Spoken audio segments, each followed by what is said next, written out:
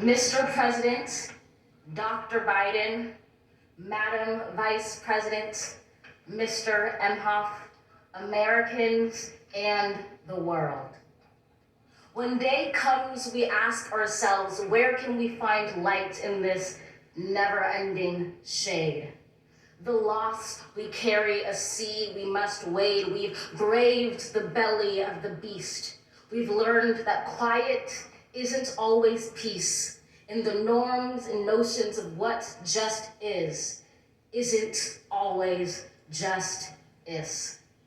And yet the dawn is ours before we knew it. Somehow we do it. Somehow we've weathered and witnessed a nation that isn't broken, but simply unfinished. We, the successors of a country and a time where a skinny black girl descended from slaves and raised by a single mother can dream of becoming president, only to find herself reciting for one.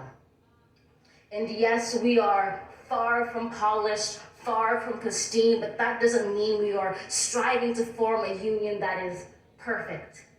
We are striving to forge our union with purpose, to compose a country committed to all cultures, colors, characters, and conditions of man.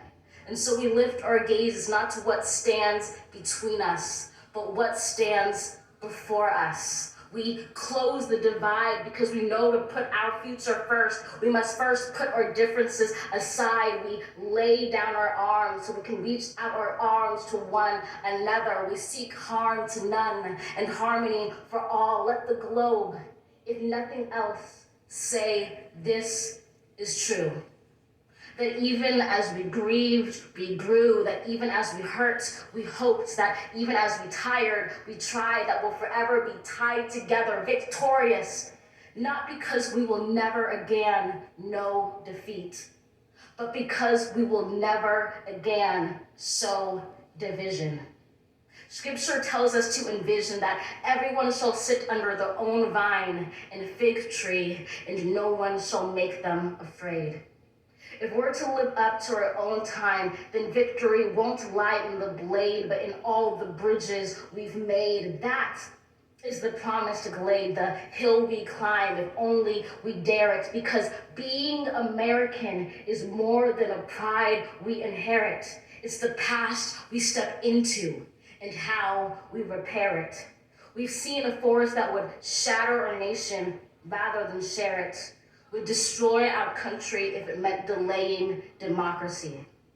And this effort very nearly succeeded. But while democracy can be periodically delayed, it can never be permanently defeated. In this truth, in this faith we trust, for while we have our eyes on the future, history has its eyes on us. This is the era of just redemption. We feared it at its inception. We did not feel prepared to be the heirs of such a terrifying hour, but within it we found the power to author a new chapter, to offer hope and laughter to ourselves. So, while once we asked, how could we possibly prevail over catastrophe? Now we assert, how could catastrophe possibly prevail over us? We will not march back to what was, but move to what shall be, a country that is bruised but whole, benevolent but bold, fierce and free. We will not be turned around or interrupted by intimidation, because we know our inaction and inertia will be the inheritance of the next generation. Our blunders become their burdens. But one thing is certain: if we merge mercy with might and might with right, then love becomes our legacy and change our children's birthright.